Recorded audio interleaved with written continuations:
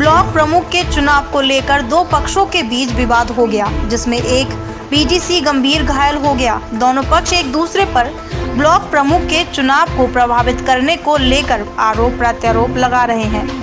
Police ने दोनों पक्षों की तहरीर पर मामले की जांच आरंभ कर दी है।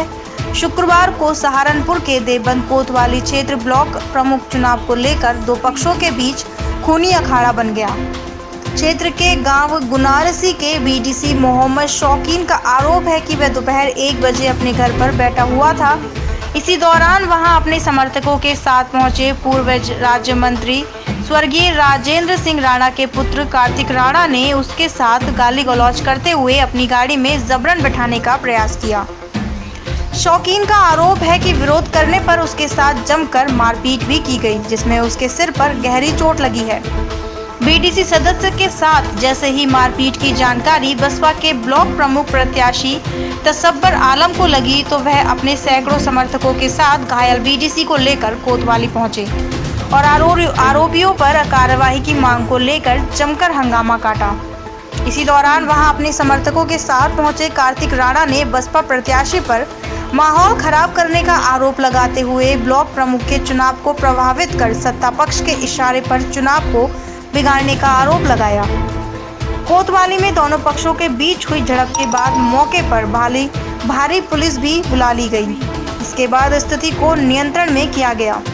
उधर कार्तिक राणा का कहना है बसपा प्रत्याशी अपनी हार से बौखलाकर सत्ता पक्ष से मिलीभगत कर चुनाव को सांप्रदायिक पद ध्रुवीकरण कराने का प्रयास में लगे हैं। ऐसे लोग अपनी चाल में कभी भी कामयाब नहीं हो पाएंगे। उधर बसपा प्रत्याशी तसब्बर आलम का कहना है कि सपा प्रत्याशी कार्तिकेय राणा धनबल और बाहुबल के दम पर बीडीसी को जबरन उठा रहे हैं। इसी क्रम में उन्होंने गांव गुनारसी के बीडीसी शौकीन को उठाकर 11 दिन तक अपने घर पर बंधक बनाकर रखा। वह वहां से बमुश्किल छूटकर आया तो शुक्रवार को आरोपित लोग फिर से उसके घर पहुंच गए और शौकीन बीडीसी को जबरन उठाकर गाड़ी में डाल लिया तथा देवबंद में एक धर्म कांटे पर लाकर घंटों बंधक बनाए रखा और जमकर मारपीट भी की गई। उधर दोनों पक्षों में एक दूसरे पर गंभीर आरोप लगाते हुए कोतवाली में तहरीर दे चुके हैं। पूरे प्रकरण में प्रभारी निरीक्षक अशोक सोलंकी का कहना है दोनों पक्षों में बीडीसी की वोट को लेकर विवाद हुआ था। तहरीर मिलने पर उचित कार्रवाई की जाएगी। उन्होंने कहा ब्लॉक प्रमुख के चुनाव में माहौल खराब करने वाले तत्व से शक्ति के साथ निपटा जाएगा। शौकीन क्या मामला हुआ? जी मैं बीडीसी मेंबर हूँ।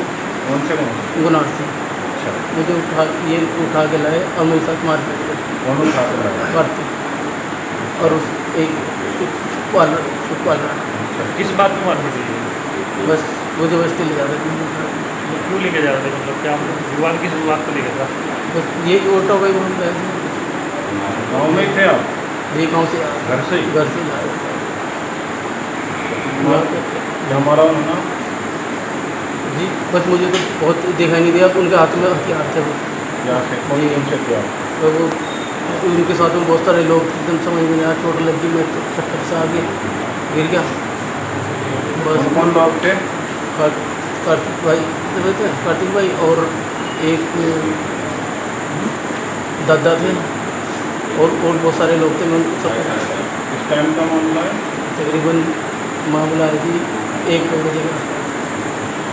आप बीडीसी बने थे? जी बीडीसी मेंबर था। जी सर बताइए। मेरा नाम तसव्वुर अली है। जी ब्लॉक प्रमुख का मैं चुनाव लड़ रहा हूँ। अपनी वाइफ को लड़ा रहा हूँ। आज कोतवाली में आए आप, क्या मामला था यहाँ पे? मामला यह है भाई साहब कि एक वोटर है शौकीन नाम का गुनारसी गांव का। जी वो वोटर जो है इन्होंने 11 दिन पहले उठा के बंद कर लिया था।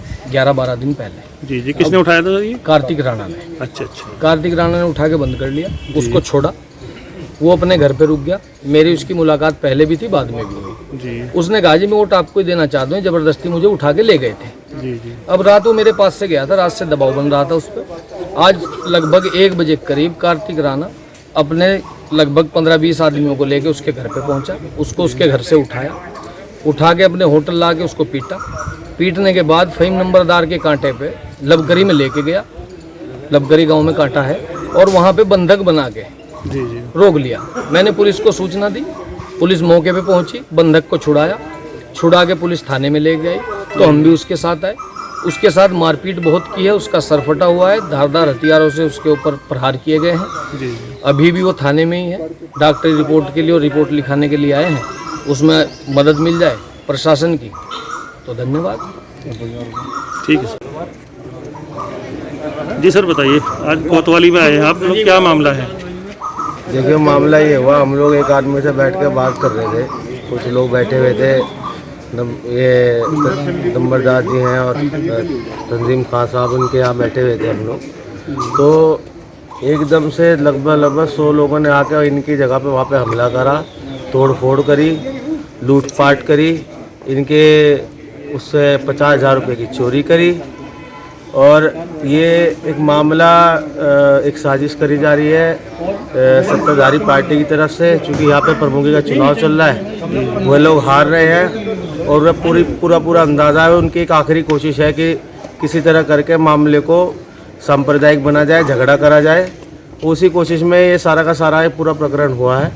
और कहीं ना कहीं उन लोगों का कहना ये भी है कि भाई गलती हमारी है।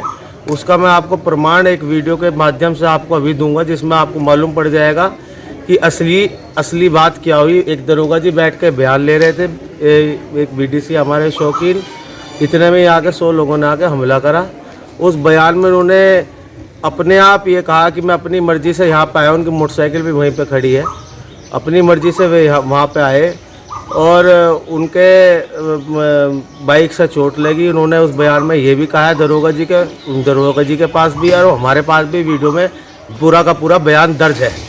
और जब वे 100 लोग आके उन्होंने हमला करा, वो भी पूरी वीडियो हमारे पे पूरे प्रमाण के साथ दर्ज है। और ये सत्ताधारी पार्टी की एक साजिश है।